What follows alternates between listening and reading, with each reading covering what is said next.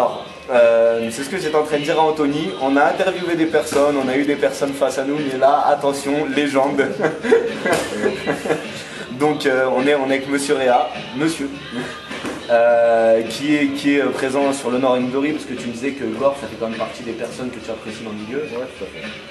Donc, la seconde fois que tu es présent ou la première fois que non, en fait, l'an dernier, je n'étais pas présent. Pour ceux qui savent, j'ai passé la très grosse partie de la saison dernière sur les États-Unis. Donc, pour diverses raisons, voilà, je n'étais pas présent pour le 1. Donc, j'ai pu être là. L'occasion a été double. Du coup, mon frangin m'a présenté un gars de son équipe. Donc, voilà. D'ailleurs, pour revenir rapidement sur le combat, on va pas refaire le match, enfin on va pas refaire le combat, c'est pas l'idée, mais split, décision, justifiée à ton sens ou pas, huée du public Alors, on va refaire dans l'ordre. Split decision, je dirais non, ça aurait dû être une décision unanime, je pense. Huée du public, je pense que comme beaucoup pour l'instant, c'est un public qui n'est pas assez. Il n'y a rien de péjoratif là-dedans, ce que je veux dire, qui n'est pas connaisseur du pancras. En même temps, le pancras c'est quand même très particulier. Il n'y a pas les frappes au sol, c'est du travail au sol, c'est un travail assez hermétique, pas forcément très visuel. C'est pour ça que la partie boxe pour l'instant l'emportera toujours, parce que c'est clair, c'est net. Celui qui tape, celui qui touche, c'est celui qui mène. Donc déjà je pense qu'il y a un gros travail encore à faire au niveau de l'éducation du public, au niveau des techniques. De deux, moi je trouve que la décision est largement méritée, dans le sens où il me semble que Jérémy a été le plus actif et a réussi du moins dans tous les cas à mener le combat dans le compartiment si vous voulez. Et je pense que c'est ce qui fait la richesse du MMA ou du pancras. Si on veut savoir qui est le meilleur en frappe, il faut aller faire la boxing. C'est là où, c'est pas là où je voulais t'amener, mais évidemment, comme tu disais, après, on n'est pas là pour pardonner, ne pas pardonner au public, mais effectivement, je pense que c'est une salle, on l'a vu, c'est familial, les personnes ont peut-être même pas l'habitude d'aller sur des galas de kick ou de taille, mais évidemment, comme tu disais... Non, mais de toute façon, en étant honnête, j'ai même rencontré des combattants qui sont de toute façon sur ce truc-là, mais voilà, il ne veut pas rester debout, machin. Bon, je suis désolé, si quelqu'un veut savoir si son adversaire, il veut être sûr que son adversaire reste debout, il faut aller faire un truc. Voilà, non, mais voilà, c'est là que j'ai entre guillemets toute la beauté, ce qui fait aussi la diversité et la beauté du MMA en France et du pancras, c'est qu'on peut jouer aussi sur un autre terrain que ce que voudrait nous imposer des fois notre adversaire. Donc voilà, après si on veut savoir si c'est un combat de coq pour savoir qui c'est qui reste debout et qui s'en met plein la tronche, il faut aller faire des sports de pied-point où on s'oblige à rester debout, chose que je respecte. Oui, évidemment. Voilà. Et alors, moi, pour ma part, c'est ma première fois sur l'Honor. J'avais rencontré Gore lors de l'OFC 4 en Belgique. Il m'avait dit modestement que son gala c'était bien peu de choses par rapport à l'OFC 4. Et je le savais parce que Hatch fait du travail formidable, Clément Marcoux fait du travail formidable.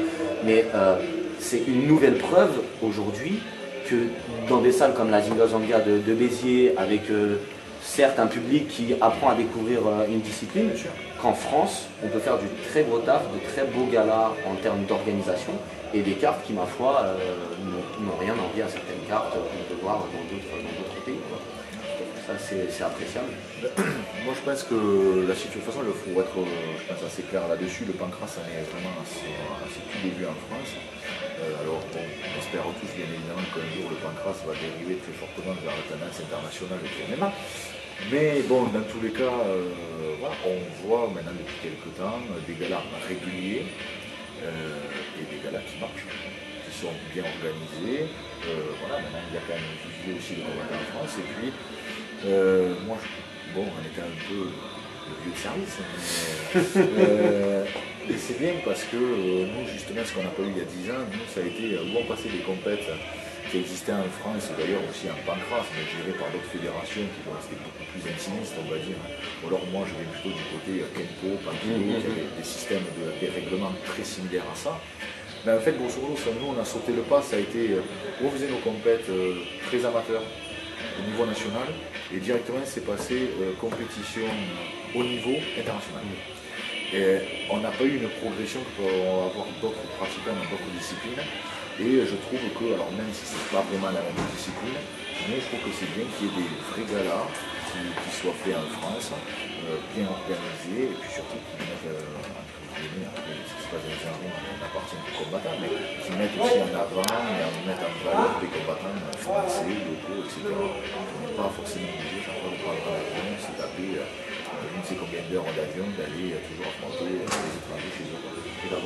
Et en plus, bon, moi j'étaye cette thèse, hein, souvent quand j'en parle avec les personnes du MMA, je pense qu'aujourd'hui le pancras a une force pour les mecs qui se lancent.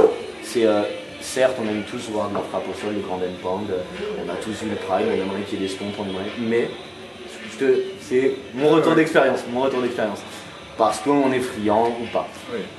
Mais c'est vrai que le pancras aujourd'hui, je pense que idéalement pour des mecs qui se lancent, qui ont moins de 5 combats, qui ont besoin de se forger une expérience, aujourd'hui, le fait qu'il n'y ait pas les frappes au sol, c'est presque une force. Parce que pour appréhender ce qu'est le ring, ce qu'est la cage, pourquoi pas. En même temps, je suis un peu partagé sur ce niveau-là. Je trouve que c'est un très bon système pour, on va dire, un peu faire la transition. Alors autant pour un mec qui vient un peu du kick, pour aller vers la tendance un peu MMA, je trouve que c'est même plus dur pour eux parce que du coup le sol, là il n'y a aucun espace, il faut quand même bien savoir tourner au sol. Après franchement, en étant honnête, pour moi c'est quand même deux disciplines différentes. C'est-à-dire que pour moi c'est comme si on comparait du kickboxing avec la boxe thaïlandaise. La boxe thaïlandaise, il y a du contact autorisé avec les coups de genoux en contact et les coups de genoux. Le kickboxing, c'est la boxe thaïlandaise un peu édulcorée. Pour moi c'est la même chose. Pour moi c'est deux disciplines différentes. Ce sont des cousines. Mais je trouve qu'encore une fois c'est quand même, dans tous les cas, c'est un bon marchepied. Pour dans tous les cas aller vers du haut niveau en pancras, parce qu'il y a aussi, personne ne voit que cette solution, mais peut-être que l'avenir aussi, si malheureusement le MMA, chose que je doute en termes, mais si le MMA n'arrive pas en France, peut-être qu'on pourra développer, et je pense qu'il y a la place pour développer il y a un vrai potentiel pour développer un vrai circuit de pancras. On parlait de la jeune garde, on va parler de la vieille garde du MMA français. Donc toi, ton actu. On va pas dire qu'on dévoile un secret. On a fait une interview d'Arnaud Lepont il y a quelques jours. Arnaud nous avait annoncé du bout des lèvres qu'un proche pourrait se retrouver très prochainement sur une carte d'un événement qu'il fréquente et que ce serait un tournoi. Aujourd'hui, est-ce que tu confirmes cette info pour le DAR ou non? Alors oui, je vais la confirmer. Je suis en contact depuis maintenant quelques temps avec le promoteur du DAR, par l'intermédiaire aussi d'ailleurs d'Arnaud, et je la remercie parce que lui, vu qu'il est basé là-bas, ça facilite un peu les choses pour tout ça. Donc voilà, de temps en temps, il sollicite un peu le promoteur pour moi, et voilà quoi. Donc je la remercie. Et donc voilà, donc normalement, si tout suit son cours, je ne vois pas pourquoi ça ne le suivrait pas. On s'est déjà entendu là-dessus, on est en train d'en parler depuis avant mon dernier combat, donc ça remonte à décembre 2011. Donc normalement je devrais pour le prochain événement intégrer pour le premier tour du tournoi en fait, du DAR Championship. Donc qui ne se fera pas en Thaïlande. On n'a pas besoin de te tendre la perche, t'es magique. Ça se fera normalement à la frontière cambodgienne, ce que j'ai compris c'est que la une semi-exclue vers Phnom Penh. C'est une zone frontalière avec le Cambodge, avec plein de casinos, etc. Donc, il faut savoir que les jeux en ligne et les casinos sont interdits aussi en Thaïlande. Donc en fait c'est, on va dire, le lieu où les Thaïlandais prennent les bus, il y a tous les jours des bus qui partent de Bangkok, des grandes villes, pour aller vers Phnom Penh. Donc voilà un peu ce qu'ils ont trouvé comme solution. Ensuite voilà l'interdction en Thaïlande. Voilà, ça y est, on a trouvé un deuxième pays qui est interdit le MMA. On n'est pas les seuls. On n'est pas les seuls cons, excusez-moi. Donc en fait, voilà, pour les personnes qui n'auraient pas forcément suivi l'actu du DAR, en fait le MMA a été interdit en Thaïlande. Donc c'est la raison pour laquelle cet événement va se faire selon toute logique plutôt à la frontière qu'en Thaïlande même. Anthony, pour finir, déjà moi je tenais à te remercier parce qu'encore une fois, comme je te le disais dans les escaliers, j'ai grandi avec toi. Alors, merci beaucoup. Et je voulais te laisser le mot de la fin, comme on a l'habitude de le faire sur MMA for Fight. Merci, déjà merci à vous pour m'accorder l'interview. cette interview. Et puis ensuite, moi je souhaite encore une fois plein de bonnes choses pour les anciens qui sont encore là, mais aussi pour tous les jeunes et tous les nouveaux qui arrivent sur le circuit.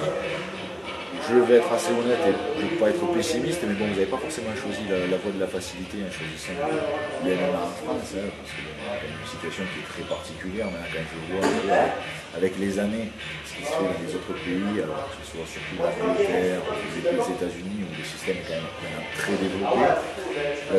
Mais bon, voilà, il faut respecter ce choix-là. Il faut tout faire pour justement éduquer les gens, les instances sportives, comme justement c'est un vrai sport qu'on est en train de pratiquer. Et que c'est pas la bagarre. Voilà, c'est pas de la bagarre. Et que tôt ou tard, voilà, je reste confiant. Je pense que peut-être que moi en tant que combattant, il me reste quelques années à faire. Non, ça ne ferait pas 10 piges ou 2 piges. On va pas abuser. Mais j'espère qu'il y en a d'autres qui en profiteront. Voilà, moi je reste confiant, je pense que les MMA sera légalisé un jour en France, et dans tous les cas il faut tout faire pour, et en même temps ça passe aussi donc, par organiser des galas comme ça, mais aussi pour donner une très bonne image du sport, une image sportive, entre guillemets, de gentleman. Merci à toi Anthony. Merci à vous. Et puis à bientôt j'espère. À bientôt. Ciao. T'es loquace, c'est cool.